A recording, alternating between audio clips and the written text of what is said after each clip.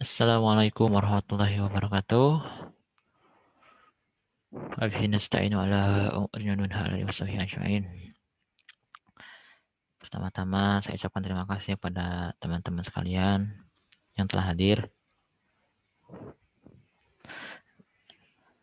Di sini saya akan mempresentasikan tentang tokoh Hasan Langgulung. Biografi singkat Hasan Langgulung dan pemikiran pendidikan Islamnya. Nah, ini ya. Terus ada biografi. Hasan Langgulung lahir pada tanggal 16 Oktober 1934 di Rapang, Sulawesi Selatan di Indonesia. Saat ini ia menjadi guru besar madya dalam bidang psikolog dan pendidikan di Universitas Kebangsaan Malaysia dan mahaguru luar biasa dalam bidang sosiologi dalam bidang pedesaan pada Fakultas Ekonomi Universitas of Malaysia. Nah, bagaimana sih dengan pendidikannya? Pendidikan yang dimulai dari sekolah formal, terus sekolah dasar, terus yang sekolah menengah pertama dan sekolah menengah Islam di Ujung Padang pada tahun 1949 sampai 1952 itu untuk sekolah menengah ya. Nah, dan sampailah melanjutkan pendidikannya pada tahun 1971 di Universitas of Georgia, Amerika Serikat dalam bidang psikolog. Nah, itu udah. Dan mendapatkan gelar VXD. Nah, pengalaman dan karir. Pengalaman karir ini bisa kita lihat bersama-sama di tampilan ini. Ada visiting professor di Universitas of Riyadh, Saudi Arabia pada tahun 1977 sampai 1978. Research Assistant di Universitas of Georgia 1970 sampai 1971. Terus Teaching Assistant di Universitas of Georgia. Terus Psychological Consultant Stanford Research Institute, Menlo Park, California. Terus ada kepala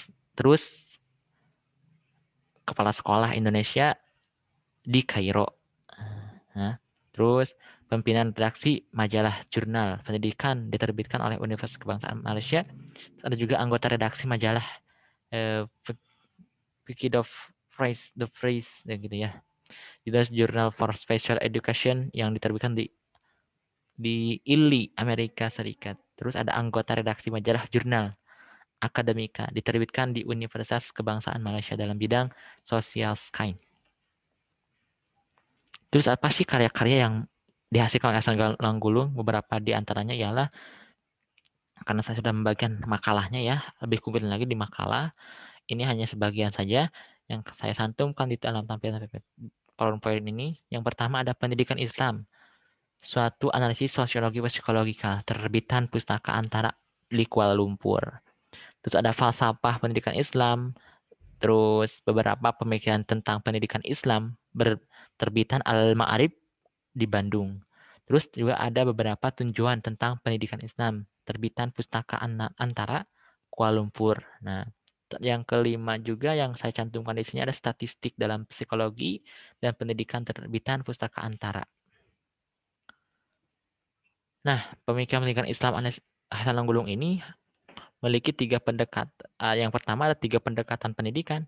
Itu asas pokok pendidikan Islam, tujuan pendidikan Islam, kurikulum dalam pendidikan Islam. Nah ini, jadi Hasan Langgulung ini memandang 4 pemikiran pendidikan Islam. Nah, ada dari 3 pendekatan pendidikan, asas pokok, tujuan, dan kurikulumnya. Terus, nah kita jelaskan satu-satu. Tiga pendekatan pendidikan. Pertama ada dari sudut individu, dari segi masyarakat, dari segi individu, masyarakat sekaligus ya. Jadi ini disatuin, jadi dari antara individu dengan masyarakat.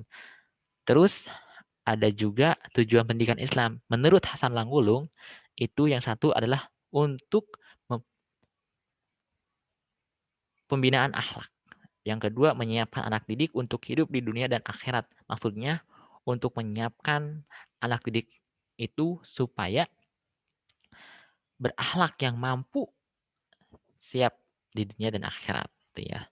Jadi penguatan penguatan akhlak ya. Terus penguasaan ilmu, keterampilan bekerja dalam masyarakat, tujuan dari pendidikan Islam menurut Hasan Langgulung. Terus asas pokok pendidikan Islam. Di sini ada asas-asas historis, sosial, ekonomi, politik, dan administrasi. Terus kurikulum dalam pendidikan Islam, Hasan Langgulung ini menyandarkan pada pendapatnya Asy-Syaibani dalam filsafat pendidikan Islam. Nah, hal ini sependapat dengan itu ya, dengan pandangan Hasan Langgulung. Nah, jadi Hasan Langgulung ini menyandarkan uh, pada pandangan Asy-Syaibani, yaitu kurikulum adalah sejumlah pengalaman pendidikan, kebudayaan sosial, olahraga dan kesenian yang disediakan oleh sekolah bagi murid-murid di dalam dan di luar sekolah dengan maksud menolongnya untuk berkembang menyeluruh dalam segi dan mengubah tingkah laku mereka sesuai dengan tujuan-tujuan pendidikan.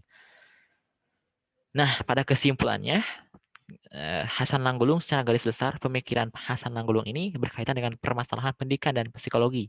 Jadi Hasan Langgulung mencoba mengkaji pendidikan dan psikologi dengan kacamata pemikiran-pemikiran Muslim.